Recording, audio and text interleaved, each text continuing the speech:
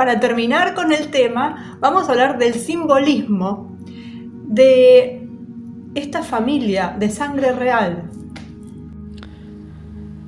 Bueno, hemos visto en algunos videos anteriores que existen algunas teorías según las cuales el Grial es una metáfora bajo la cual se encuentra el linaje que se generó a partir de Jesús y María Magdalena. Bueno, esta hipótesis, históricamente no demostrable, generó una serie infinita de seguidores y referencias a partir de diversas familias nobles que se han declarado emparentadas o descendientes de los antiguos reyes merovingios. Bueno, este linaje de soberanos que toma su nombre de Meroveo, como ya lo vimos en el video sobre el linaje merovingio, se asoció desde un principio a un origen divino, además del mito de la bestia marina que habría engendrado a Meroveo, del que ya vamos a hablar, ya hablamos en su momento, pero vamos a volver sobre el tema. Y existe la creencia de que todos estos reyes tenían poderes curativos. Lo que sabemos es que tienen otra clase de poderes, pero bueno, ahí estamos desmontando toda esta farsa que han creado. Existen, por lo tanto, numerosos simbolismos que podemos asociar a esta bloodline. Emblemas más o menos ocultos que son utilizados en obras de arte por artistas que pudieron haber tenido contacto con grupos y ambientes esotéricos en los que circulaban las creencias que ya mencionamos o incluso pudieron haber sido parte de ellos. O bien los encontramos en los escudos nobiliarios, en los escudos heráldicos, en lugares que pueden haber estado asociados de alguna manera con tales mitos. Y vamos a ver algunos de ellos, sabiendo que la lista puede no estar completa y que por supuesto la presencia de esta simbología no es condición necesaria ni suficiente para demostrar una implicación con el mito de la línea de sangre real, sino una indicación de una posible relevancia o de que ahí están metiendo la cuchara con algo. Y tenemos al león de Judá. Bueno, la simbología es muy compleja ligada a esta figura y habría que hacerle un video aparte sobre otras cuestiones, pero estamos hablando de lo que es el linaje de Jesús. Tiene otra simbología que la tocaremos en otro video.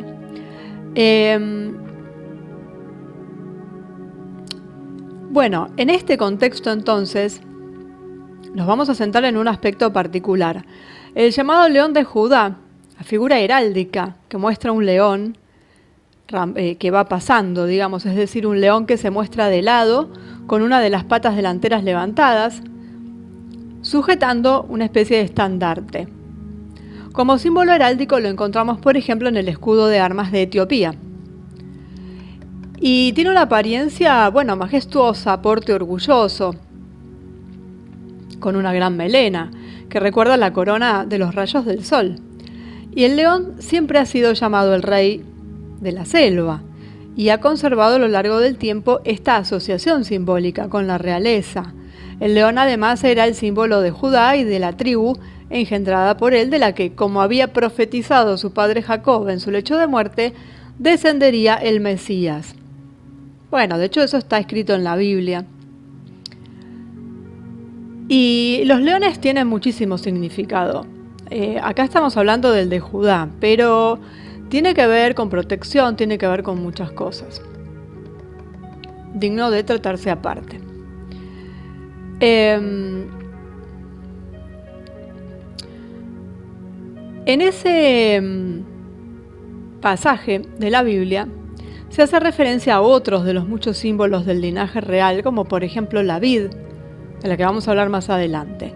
El rey Salomón y su hijo David, de quien descenderá finalmente Jesús, se distinguirán de la tribu de Judá, y el león, por lo tanto, ha pasado a simbolizar el linaje de David, y así lo confirma San Juan en un pasaje de su Apocalipsis.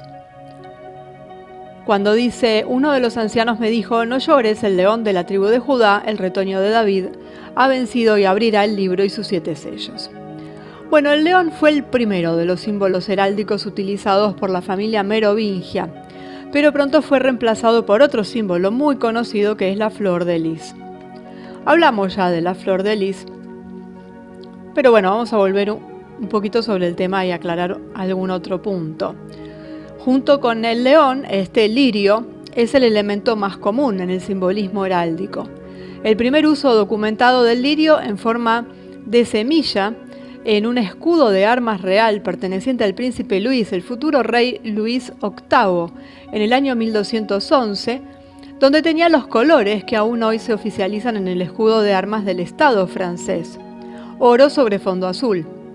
Anteriormente, Luis VII había lucido el diseño de un lirio estilizado al que había llamado Flor de Lis, que recordaba en asonancia fonética la frase Flor de Lois, porque es Fleur de Lis, que es la flor del rey Luis.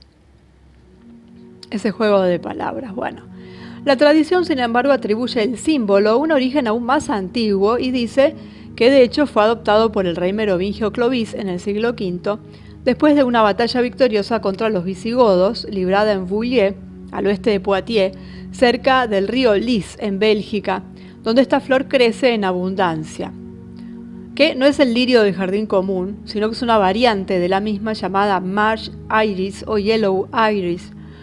Nombre científico es Iris pseudacorus.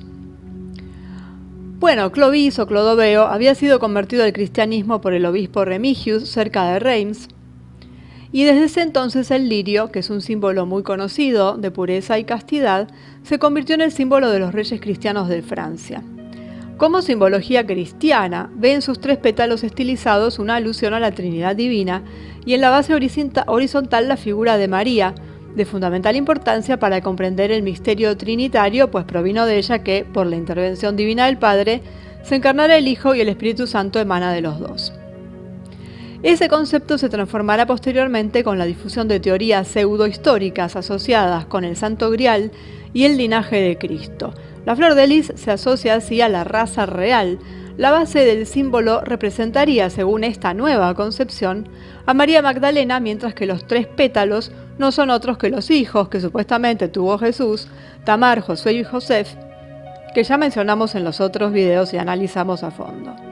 Bueno, el tema del linaje real se presentó por primera vez en público en 1982 con la publicación del ensayo El Santo Grial de Bennett, Lake y Lincoln, que ya lo mencionamos infinidad de veces, en cuya teoría el linaje pasaría por los reyes merovingios, y este origen divino es la base de la leyenda que vio al rey Meroveo, de cuyo nombre deriva la dinastía, generada por un monstruo marino que salió del mar. Además, el lirio, la flor de lis, tiene otros significados que no son cristianos, que tienen que ver uno con la circuncisión y otro que proviene de la antigua Sumeria.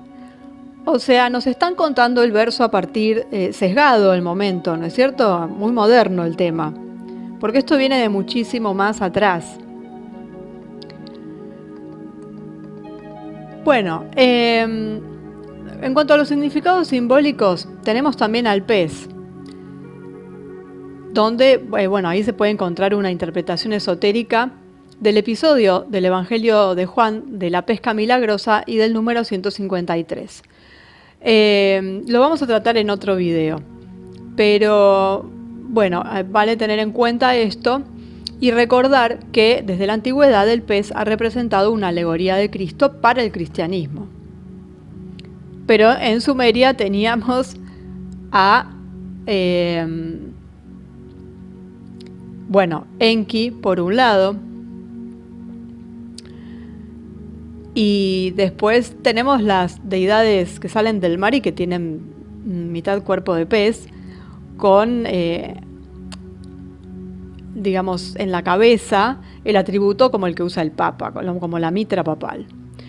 Bueno, volvemos a Meroveo, que le dio el nombre al linaje, que es una figura que está entre la historia y la leyenda, porque es muy antigua, y la información histórica sobre él es muy escasa, muy imprecisa, y algunos dicen incluso que solo es una leyenda y que nunca existió. Entre las citas más autorizadas está la de Gregorio de Tours, que afirma que, según algunos, Meroveo, el padre de Childerico, era descendiente de Clodione. La cita es confirmada por un monje anónimo de la abadía de Saint-Denis, cerca de París, autor del Liber Historiae Francorum, del siglo VIII, que menciona a Meroveo como descendiente de Clodión. Los merovingios eran llamados los reyes del pelo largo por su costumbre de no cortarse nunca el pelo. Decían que de ahí provenía su fuerza, como Sansón.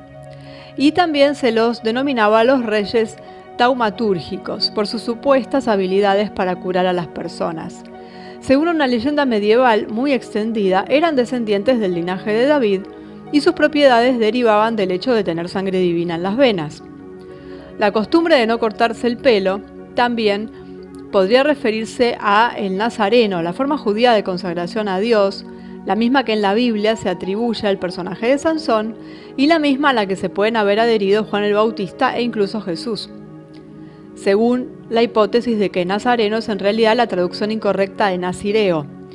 Entonces los merovingios descenderían de Jesús y ahí nos vienen ya preparando la historieta.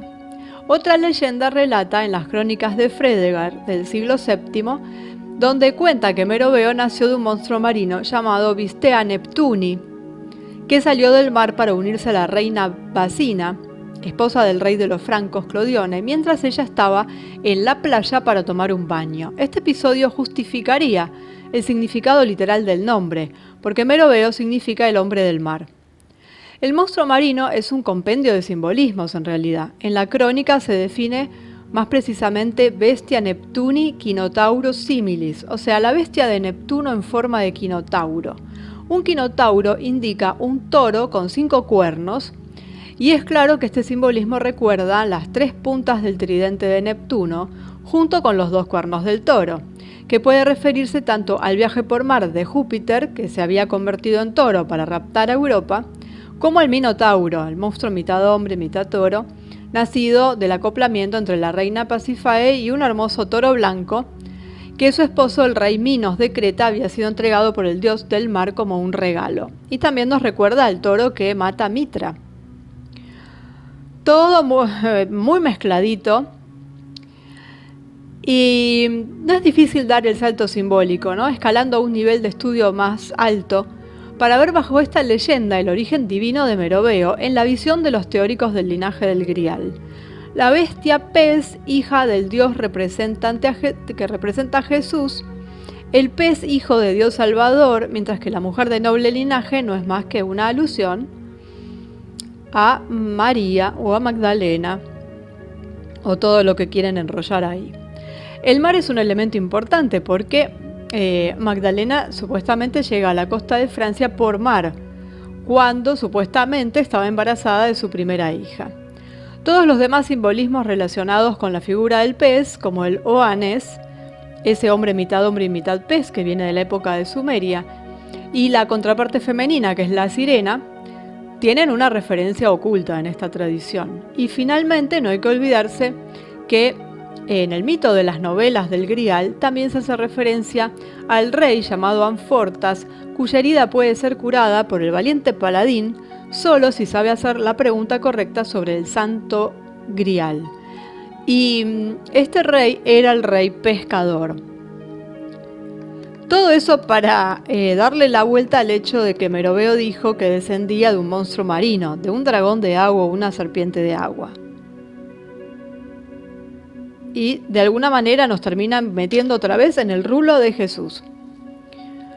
Bueno, los merovingios también tenían como emblema la abeja. Cuando la tumba de Childerico I, supuesto hijo de Meroveo, fue encontrada y abierta en 1653, en su interior se encontraron 300 pequeñas abejas de oro puro, entre otros objetos, y la abeja fue un símbolo de la realeza desde la época de los egipcios, y a menudo se la asociaba con el futuro del faraón. Se sabe que Napoleón mandó confeccionar un manto ceremonial con estas abejas adornadas y que lo usó cuando se coronó emperador de Francia. Así que viene de lejos, pero viene de Egipto. El simbolismo de este animal está ligado a sus características de construir colmenas en forma de celdas perfectamente hexagonales.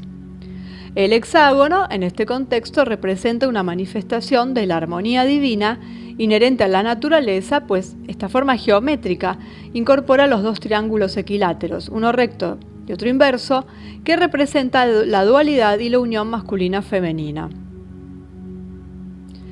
y representa muchísimas cosas más que ya vimos, que tienen que ver con el cubo, que tienen que ver con un emblema que hoy está en una bandera y que fue utilizado también en la época de Salomón, que llamaba a los demonios. Así que todo esto muy hermoso, todo muy divino, la parte que le dan de simbolismo positivo, se olvidan del simbolismo negativo, como todo símbolo tiene, y que sabemos que esta gente utiliza ampliamente la parte negativa. Y estamos hablando de que además hoy en día estas abejitas las vemos en logos de empresas pertenecientes a la élite, de empresas que no son precisamente fabricantes de cosas buenas. Se las ve en cuestiones bastante oscuras. Y toda esta cuestión del hexágono. Entonces, yo creo que nos están tomando un poco el pelo. Bueno, una abeja superpuesta a un triángulo equilátero en la típica conformación de la estrella de David aparecía en el escudo de armas del Cercle Saint-Dagobert II, una asociación cultural fundada en Stenay en 1983, que sería la fachada exterior del Priorato de Sion. Creo que está todo dicho y que nos han montado una gran estafa y se nos ríen en la cara con toda su simbología. Entonces la abeja podría representar otra pista simbólica que hace referencia a este supuesto linaje divino que nos quieren colar. Gracias a su capacidad de transformar el polen de las flores en miel, es decir, saltar de la materia prima a la materia perfeccionada, la abeja asume también el significado alquímico de la transformación de la materia y el significado masónico del camino de perfección que lleva al adepto de una condición de piedra tosca y piedra cuadrada a la perfección. Finalmente, por su característica de desaparecer en los meses de invierno y regresar en primavera, la abeja se ha convertido a lo largo de los siglos en símbolo de la resurrección divina y en ocasiones del mismo Cristo. Linda ensalada que nos quieren meter los masones.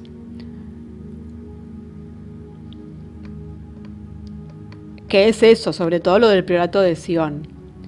Y otro elemento muy utilizado en la simbología y que ha generado asociaciones e implicaciones ambiguas es la de la vid, la planta de la que nace la uva, que a su vez prensada y dejada fermentar produce el vino. En un pasaje del Evangelio de Juan, Jesús se compara con una vid y compara a su padre con el viñador. En particular afirma: yo soy la vid, vosotros los sarmientos. El que permanece en mí y yo en él, da mucho fruto, porque separados de mí nada podéis hacer. Bueno, por otro lado, Jesús vuelve a hablar de vida durante la última cena, cuando bendice el cáliz, lo pasa a los apóstoles, y este pasaje está relatado en todos los evangelios. Por ejemplo, en Marcos está escrito, dice: de cierto os digo, no volveré a beber del fruto de la vid hasta el día que lo beba nuevo en el reino de Dios. Bueno, algunas miniaturas medievales representaban a Cristo dentro de un lagar de uva, a menudo acompañadas del citado verso de Juan. El cáliz de la última cena, que contenía el vino que se convirtió en la sangre de Cristo, se asoció más tarde con el Santo Grial, como ya vimos. Y muchas veces lo representan como un cáliz lleno de racimos de uvas.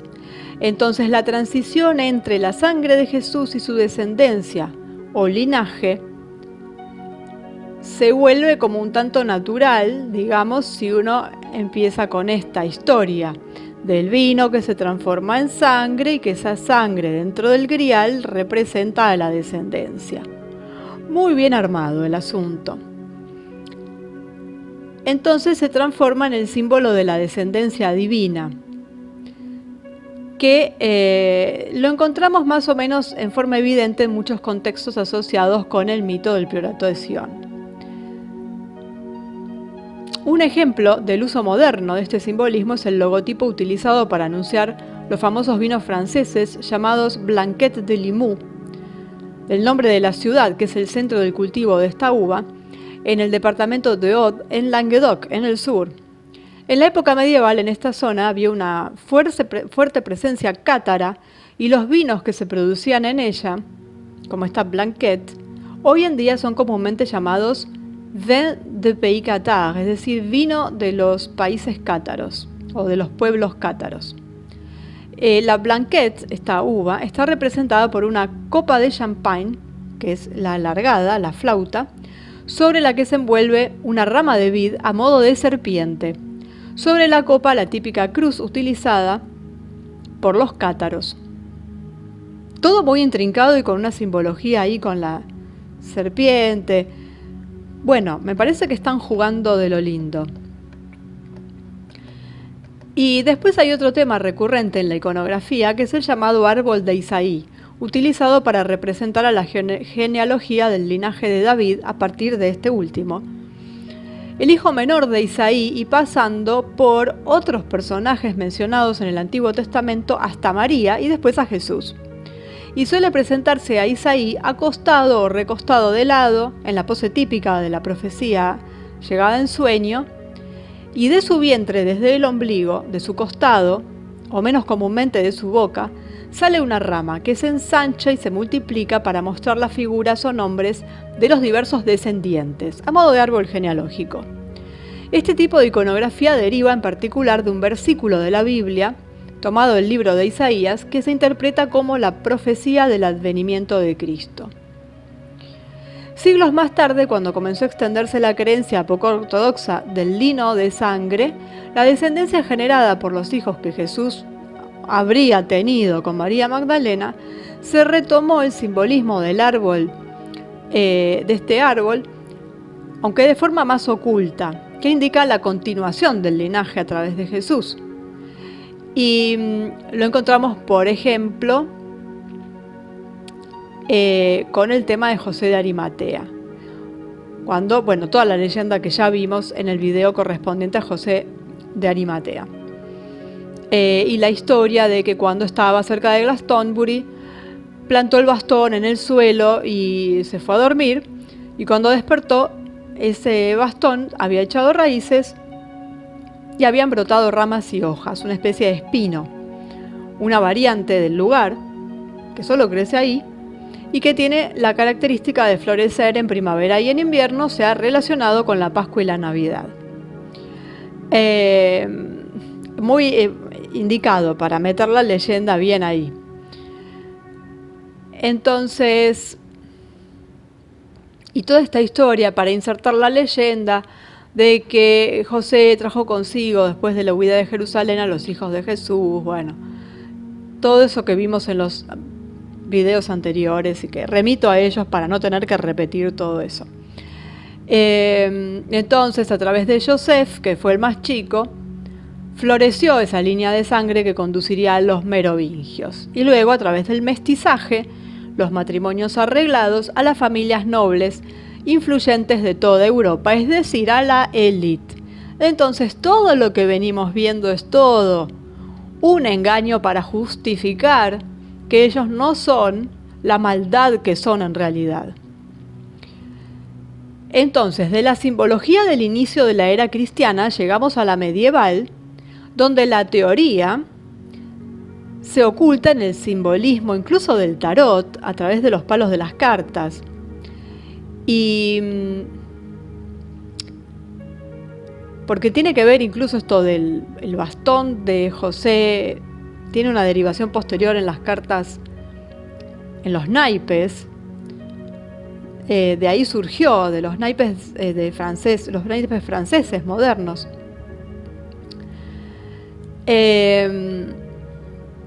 Y aún se mantiene el transformar los palos en tréboles, que estas flores en realidad, parecidas a tréboles o tréboles, tienen 3 pétalos para recordar, algunos dicen, el Padre, el Hijo y el Espíritu Santo, y estos nuevos teóricos de los linajes de sangre real dicen los 3 hijos de Jesús y María Magdalena, ¿no? Parecido a lo de la flor de lis. El trébol judío también era representado, representaba el pacto de la circuncisión, todo tal cual como la flor de lis. Es decir, todo lo que tenga que ver con el trébol es similar a la flor de lis en lo que respecta a este tipo de teoría del linaje de la sangre real. Pero siempre termina en lo mismo, en los merovingios y sus descendientes. El problema no es tan solo con los merovingios, el problema son los descendientes, que son los que hoy constituyen la élite y que son los que hacen todas las barbaridades que ya vimos. Entonces, justificarse con toda esta cosa tan enrollada, me parece que se le ve el plumero por todos lados. Y no tiene que ver con cuestiones religiosas, tiene que ver con que nos están armando un cuentito que a muchos les va a gustar, sobre todo si lo ven en la tele, en una película, como ya pasó, o a los que les gusta leer novelas. En la misma de donde salió la película está la novela, y Dan Brown en el medio, con todas sus novelas, que es un gran agente de la camarilla para confundir y para meter estos conceptos, que retoma todo esto del priorato de Sion, que es de Plantar del año 56. O sea, nos están viendo la cara y nosotros aplaudimos como focas. Ya está. O sea, el asunto de María Magdalena y su linaje y todo eso, echado por tierra absolutamente. No quiere decir que las cosas no sean distintas a las que nos cuentan, porque realmente lo son. Que haya existido María Magdalena, que no haya sido una prostituta, que haya sido una buena discípula, que haya tenido algo con Jesús, ¿por qué no? Que Jesús no haya muerto quizás en la cruz, pero no después toda la estupidez del sur de Francia, de esta cuestión de los cátaros que tienen como ideal esto de terminar con la progenie y terminar con la humanidad, muy santamente, porque no nos están hablando de despoblación, sino simplemente que no nazca más nadie. Y esa zona tan complicada de Francia, todos los que supuestamente derivaron después, nacieron después y ahora son los dueños del mundo, me parece que acá ya está, cerramos, apagamos la luz y nos vamos, porque seguir con esto es ya de locos. Símbolos que podemos ver por todos lados, pero que siempre están relacionados con la élite. Entonces nos da que pensar.